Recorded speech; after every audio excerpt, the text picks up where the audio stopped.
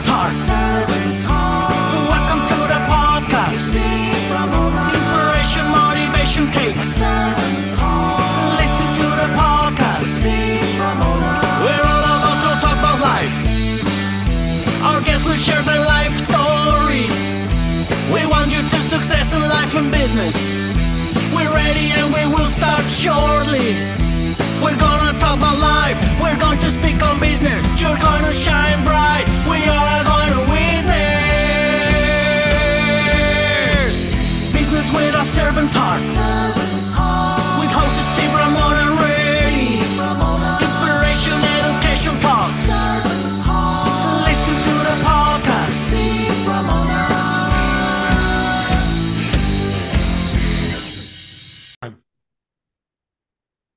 Welcome, everyone, to Doing Business with the Servant's Heart podcast. I'm your host, Steve Ramona. I am extremely thrilled to have you join us today.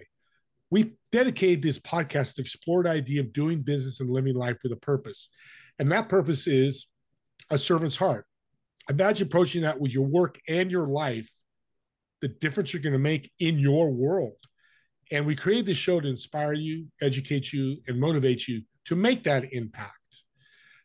Just had about a 5-minute conversation with my guest. I'm going to tell you right now, you guys are going to be blown away. You got to check out this book, and we'll just leave it there. He's going to talk more about that, but get your pad and paper out. But I want you to think about while you're listening to today, how you're going to serve yourself and how you're going to serve others today and what impact you create today. And the key word is today. Don't wait till tomorrow, because then a month goes by and you haven't done it. And we all are kind of guilty of that, and I definitely am. So in today's episode is proudly sponsored by our incredible business partner and podcast partner, Pantheon Alliance. Imagine being part of an exclusive community of high-income, successful business owners and entrepreneurs from very, very diverse industries. Together, they're building a thought leader platform to impact and change the world. For more information, just reach out to me and I'll have information in the show notes. With that being said, impact and change your world. We're going to start with my guest. I can tell he's a servant's heart. It's in his soul, and he wants to make an impact and change. Let's welcome to the show, Doug. Hey, Steve. Thanks for having me. And I have to tell you, as you were going through your intro, I was thinking, I'm not sure you would have said that about me about 4, 5, maybe 6 years ago, when I started taking on this whole idea of the Adam Grant's give and take really changed my life. And I mean this with all sincerity. My business took off when I decided to be a giver. And I didn't do it with the intention of my business taking off. I did it because I thought that would be a better way of leading my life. And the results have been just absolutely amazing. So I'm so glad you're doing the show, and I'm excited to be here. Well, I'm now fired up that you're a guest. I'm pumped, because that's the stories people need to hear. Not that, oh, I need money, I've got expenses, I've got a family, and we all understand it. We all have that, but lead with the servant's heart. The transaction will come later. We just don't know when. Just have faith that will, and it'll work for you. And you're not homeless. You're very successful. You're not you're still serving as of today. So was the Adam Grant book the spur to have you start doing that? It was, and here I go promoting other books besides my own. I'm actually really good at that. I'm not good at promoting my own book, and I'm okay with that, right? That was part of what you and I were talking about in the beginning. Is it's not about the book, it's about the content, it's about the change. But yeah, that made a big impact on me, Steve. And it was actually, things really turned. It's not like my business was in the toilet, but I felt a little empty. I felt like I was getting things done, and I was making money, and I was making a difference. And then I turned the dial up a little bit and said, I really want to focus on other people, not just me. I was a matcher. I was like, okay, you do this for me, I'll do that for you. And I started to say, hey, to go to my clients, you don't have to pay me. I'll come out. I'll do this. Whatever you want. You want to chat? Just call me. I want to talk. I want to help you. Beautiful. My heart is singing right now. I love hearing that. Not that we don't promote the book, but I've heard of Adam Grant. What's the name of the book again? Give and Take. Give and Take. And, for me, he's written a handful of, and they're all New York Times bestsellers. That one is the one that I point to that had the biggest impact on me, and it comes up in workshops I do, coaching conversations all the So time. great. And that's the way to serve too. When you get something great like that, share it with the world. So Yeah. let's jump into a better book, your book. What's the name of the title? The title of the book, where can we get it? And what was the mission of the book? Yeah, so it's actually second in a three-part series. Mm-hmm. The first was about humility, so rethinking humility. We're doing, playing with the trying to do a little branding work here. Rethinking humility, getting back to a ancient value and virtue, right? And this one's rethinking curiosity, how to lead when you don't have all the answers.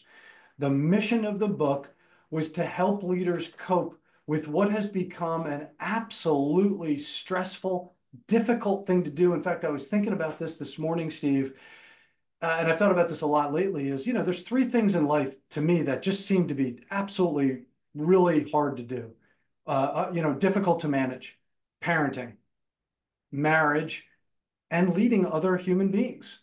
And I'm starting to think marriage is definitely the hardest. At the same time, they all have their moments, but leading is so difficult, and I want to give tools to people that help them be healthier, happier, and more effective. What are some of the topics in the book that we'll learn from as we read it? What it means to be curious, what are the benefits of being curious as a leader, and how to ask better questions, how to lead a more curious life. And one of the things that I've done in all my books is I really just try to make them, number one, it's short. It's barely 100 pages, okay? Rethinking Humility was 91. And I try to make things as practical as possible. I'm an avid reader. My other background besides Ted Lasso is, books. And I'm an avid reader. I'm constantly consuming. I read, I'd say 18 to 24 books a year, right? Now, there's a lot of people who read a lot more. I take copious notes. I bring it into all my coaching and my work. And what I try to do at least a little bit differently is at least have a whole chapter or the end of chapters where there are tips that you can implement into your life immediately. And that's one of the things we did with Rethinking Curiosity, excuse me. Well, audience, he sold me when he said ask questions. We do not do that enough. It's made me a lot of money. I'm just going to flat out say it. I love that you said that. Let's dive into that leadership and questions and how important that tool is. Yeah. Yeah. So, back when my dad's 85 now, rose to the level of senior vice president of engineering for a water company, and very successful career. When he was working, the way that leaders were, I think, graded and promoted was wisdom, knowledge, and experience. And I think the new way of looking at leadership is those things still count and they are invaluable. However, in a knowledge economy with things changing so quickly, just think, for instance, about the technology behind AI, which is changing, will be different tomorrow morning than it is this afternoon when we're recording this. It wasn't the same in my dad's world. Things didn't move as quickly. Things were very challenging. I don't want to minimize what my dad went through and what other leaders went through when they were working. But now we've got to rely on other people with incredibly complex situations with quick turnarounds. What better way to enhance our leadership ability, achieve our goals, than being curious and actually bringing in the wisdom of all those around us. That's so spot on, Doug. I mean, you're nailing it right now. The more you talk, the more I got to buy 5 books now. My dad was a contractor in the 60s and 70s, and he used to say, to relate to your point, because he, 80s and 90s when he was alive, he'd go, contractor, you have it easy. You have a cell phone. He had to drive to every job. If he had 3 jobs going, he had no cell phone. I think he barely had a fax. Right. And you're right, neither one is wrong, but his curiosity of getting to these and asking questions, he just had to do it longer, like your dad did, had to do it differently and just a slower way. You can ask a question today and get an answer in 30 seconds. And every time you ask a question, you're mentoring somebody because you can take that answer and mentor somebody. I love that because it is a microwave society and we can take advantage of it. Yeah. And to build on that a little bit, Steve, Yeah. David Marquet, retired submarine commander, also wrote a phenomenal book called Turn the Ship Around. And I had him on my podcast a couple of times, and I remember talking to him about this because his most recent book is I think it's Leading by Language, or the Leadership Language. Sorry, David, for not remembering the exact name. Good, great guy. He said, every time you give, when someone comes to you that reports to you, works for you, a colleague, whatever it might be, and they ask you a question and you just try to answer it immediately, you are robbing them of a chance to learn. That's another benefit of curiosity is, Doug works for Steve, and Doug goes to Steve with a problem, and Steve says, well, Doug, well, what do you think? What have you tried? What's your goal? What are your core values that might guide you in this decision? And now you're helping me, lead a more critical thinking life, quite frankly. Yeah. Were you in the military? I was not. My wife was. I'm Oh, a wannabe. It's one of my biggest regrets, quite frankly. yeah, me too. Because my dad used to talk about it all the time. Because it sounds like you had this guy on your show. Same with me, these military people. I say all the time, if I started a company today, half my employees would be veterans Yeah. Yeah. because of curiosity, discipline, system, all that we know. Yeah, quick shout out to my son. We were talking on before. He's in the Corps Cadets Army ROTC at Virginia Tech, and he's the type of people we need defending our country. Just curious, intellectual humility, and just a good heart. Yeah, And I want to do me a favor. What's his name? Nick. Nick, thank you for your service. And if you could pass that on, I truly mean that. It's Yeah. like you said, they could be life game changing. Can you pull back the curtain for us and tell us what book 3 is, or are you ready to tell yet? Yeah, I want to do something around human connection. So my hypothesis about great leadership is that it starts, if you think about it maybe as a triangle, the base of that triangle that holds it up, that's the real core, the foundation of it, is intellectual humility. It's it's not just intellectual humility. Let's say it's the ancient virtue of humility, where we know that we shouldn't necessarily be in the spotlight. We let other people take the credit for things. We're honest with ourselves about who our strengths, our weaknesses, and we're very much willing to admit that we don't have all the answers. That in fact we'll change our mind if you present us with new information. So then comes curiosity, which I think is one of the fruits of humility, and then the other part of the triangle is connection. How do you make deep connections with people so that they do what they want to do and you don't have to tell them all the time? Do you watch are you an NFL fan? Yeah, big time. All right. So I think we might be in the same age group. I grew up, in the 70s watching the Steelers fight with the Houston Oilers all the time, right? And they had this amazing coach, the Oilers did, Bum Phillips, who, just never got over the top. But I would tell you the guy was an absolute phenomenal leader because his players would run through a brick wall for him. And he had a quote on a calendar that my mom bought for me. I think I got it for Christmas one year, one of those tear-offs. And it said, there's two types of players that ain't worth a damn. Those that don't do what you tell them, and those that only do what you tell them. And I think when you create that connection with somebody, right? And you just almost start thinking together. Like, I know your values, you know mine, we know our shared values as an organization. People start doing amazing things. I love that quote, by the way. Bob Phillips is crazy. Earl Campbell comes to my head. We all, I'm 63, so we're about close to, Okay. you're probably much younger. But what's interesting about humility, I had a guy on my show, Otis, just this week from the military. And and when I heard this, it changed my whole life. He said top generals would come down to the group, to their staff and go, I made a mistake. I did this. I'm like, Otis, what? He goes, we were humble at the top, at the bottom, and in the middle. Mm-hmm.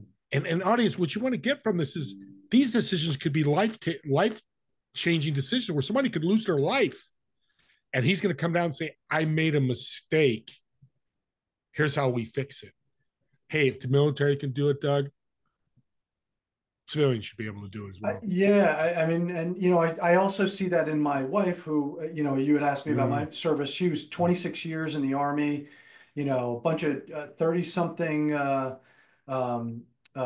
jumps out of an airplane, served in Afghanistan and Iraq. And, her ability to listen and say, yep, I think you're right. Even in the heat of a marriage battle, it just amazes me. And so much of that came from her training and her upbringing, and having some great leaders in the military as well. No, I love that. That's your wife sounds like a rock star. She I is. love that. That's so awesome. I was going to say BA, and we can't swear, but I don't swear. BA. Yeah. So leadership is so important, but let's bring in servant leadership. Your life has changed. You became became servant. You had a servant's heart that changed your business. Let's put those two words together. What comes to your mind when you hear those two words? It's, I think one of the nice things about it is when you think about the stress that we're all under because of, and social media, all the devices that are pushing us. And I do think stress and anxiety have definitely ratcheted up, right? I think the data supports that. When you focus on other people, you get out of your own head and you begin to realize that you're not the center of the world. So my coach said something to me years ago, gave me this great, I think because I'm coming to him complaining about this and complaining about that, right?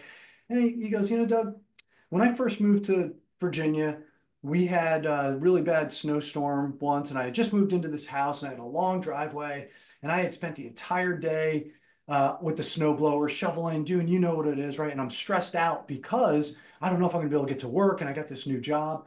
And he goes, I woke up at 3 o'clock in the morning, I'm stressed out, and I look out the window, I go out the blinds, and I look at my front yard and my driveway and the street, and it looks as if I had never put one shovel of snow anywhere, And he said, but the benefit was that it was at that moment in my life that I realized how insignificant I really was.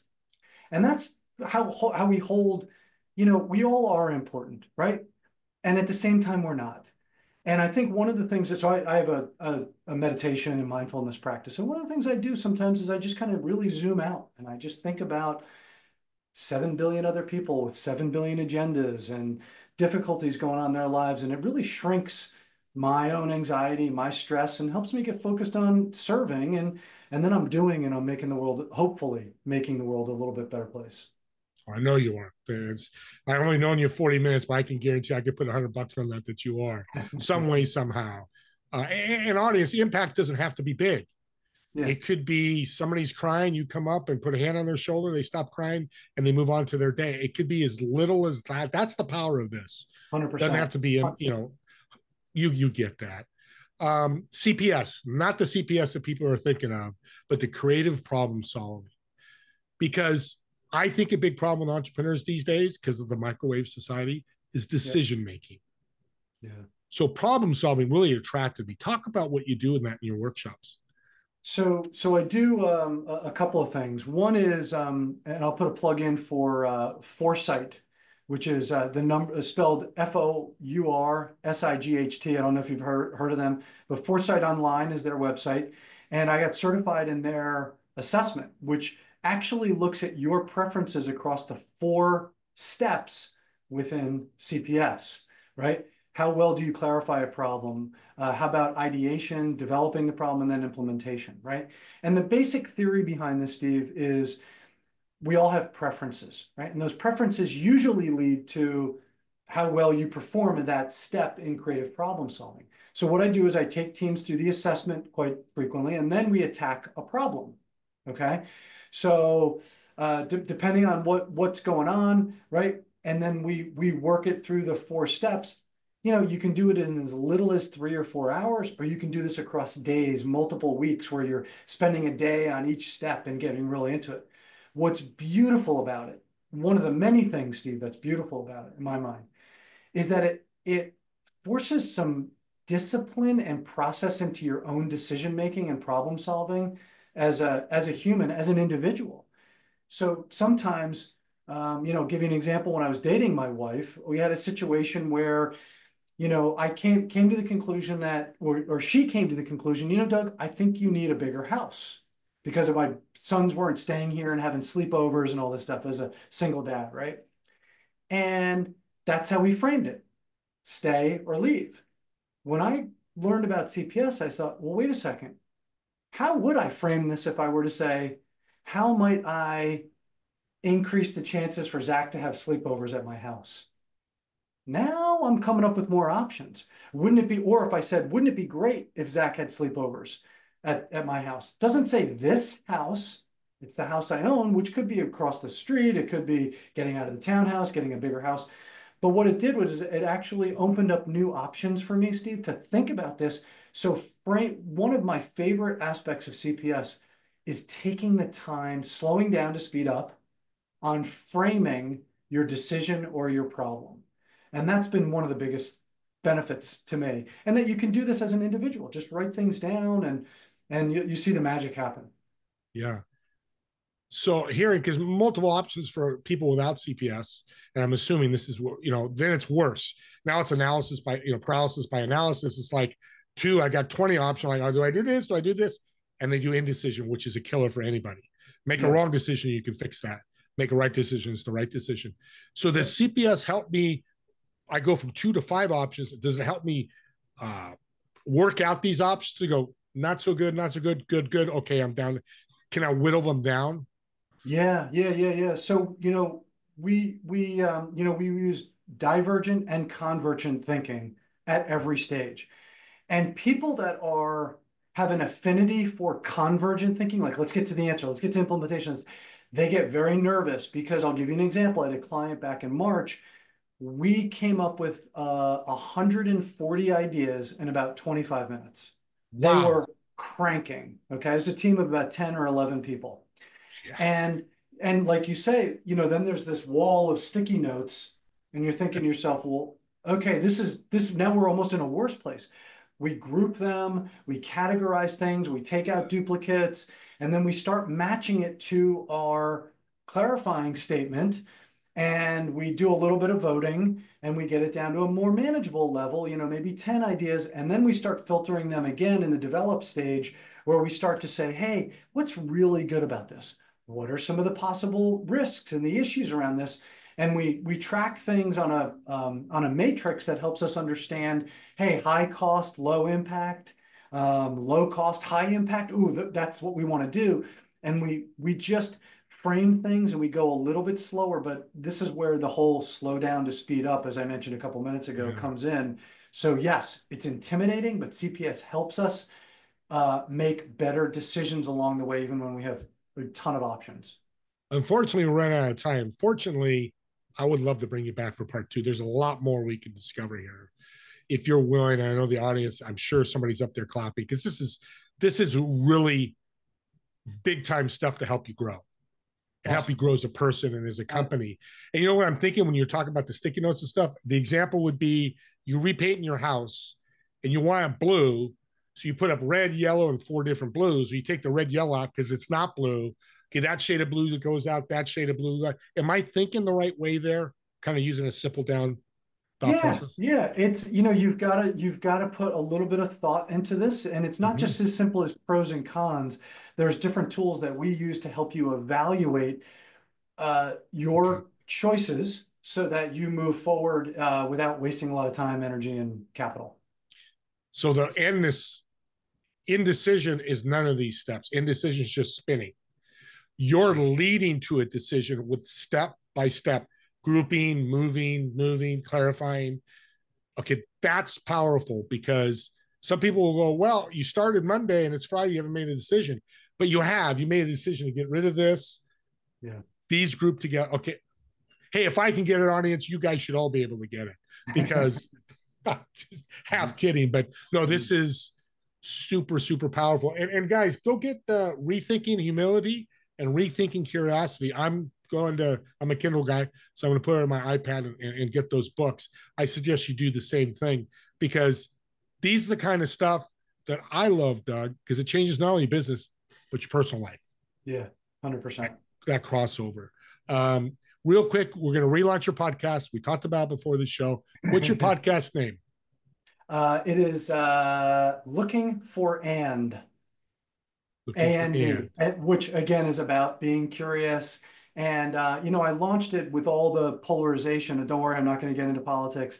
But with all the either or thinking that we have going on in our society, not just in politics, there are shades of gray, and there's ways for us to bring more and into life. And that's what the goal was. And if you can help me relaunch that might be my dream job. So in a recording, going out to a podcast, I'm going to do that for you. That's my servant commitment to, that's a good word, by the way, my servant commitment to you to do that, because you're making differences, and I want to be part of people that do that like you, Doug. Let's end real quick with a fun question. I always like to do something. We talked about some serious business stuff, so let's have some fun. I think you're really going to like this. So you've got a reservation at a restaurant for 4. You obviously are going to occupy one of the chairs. In the other 3 chairs, who would you invite, dead or alive? Why would you invite them? And what food would you order for the table? Oh my goodness. All right. So I'll take a stab at it. Katharine Graham, who used to run the Washington Post. I'm thinking leaders. I would probably then have Abraham Lincoln and Dwight Eisenhower as my 3. And all of them, we're dealing with wars. We're dealing with Vietnam War, a female who ran a Fortune 500 company and blew her competitors out of the water, held the country together. Eisenhower dealt with, Monty and Churchill and Marshall and Roosevelt, and still made it happen. And what would I order? Is that the next thing? It's the next thing. I would probably order sushi so that we could all taste, share, creates a little bit more of a community, and I think it would enhance the conversation. Oh, that's a great, I'm getting chills just thinking about that table. That is a cool table. Well, Doug, I got to thank you so much for blessing my show with such great content. You inspired, motivated, and educated my audience. How can they support you, reach out to you, contact you? I think the easiest way is two ways. You can find me on LinkedIn. You got the spelling of my name up there. I'm fairly active on there, putting a couple things up a week, just trying to enhance value for people that read it. Beautiful. And then drhleadership.com is my website. You can take a look at my coaching services, workshops I do, and books, and a couple little videos that promote the books and videos and stuff like that. You get an understanding even beyond what we talked about today. And you can get the books there. Can you get them on Amazon too? I'm sure they're on Amazon. Wherever they sell books, you can get it. And I'm a Kindle guy as well, so it's available in Kindle as well. Oh, good. Thank God, because some aren't. It frustrates me. Oh, I wish we were on Kindle. What's the name of the 2 books again? Rethinking Humility and Rethinking Curiosity. Okay, there you go, audience. There's your servant tip of the day. Spend $20, probably $10 on Kindle, maybe a little more hard copy, whatever you do. Educate yourself, because to be a good leader and to be a servant's heart, you've got to be personal development. You've got to be a better you. And this is going to help you here to do that. Also, to subscribe to the YouTube channel. It's not for the reason you think. It's not about getting sponsors or getting YouTube to pay me. That would be nice. But here's my whole thing about this. You want to listen to Doug and find him over and over and listen to this over and over again. It's easier when you subscribe because you have access right to the channel. Here's the other reason. If you've got family or friends that want to be better leaders or need this book, get this podcast to them. Get them to subscribe. They have access to Doug and all my incredible guests like Doug. So that's the reason. And then comment on the YouTube channel. If it's a great comment for Doug, I'll make sure he gets that. Don't worry. If it's a critique for the podcast, me and Doug know this podcast is for you, the audience, not for us. So we want to make it right where it's something that's going to motivate you, inspire you, and educate you. And as always, me and Doug want to thank you for watching or listening to this podcast. We'll see you all in the next episode of Doing Business with a Servant's Heart. Have a great day, everyone.